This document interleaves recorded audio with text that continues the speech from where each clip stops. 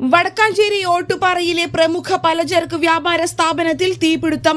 ലക്ഷങ്ങളുടെ നാശനഷ്ടം. വൻ അപകടം ഒഴിവായത് പുലർച്ചെയായതിനാൽ.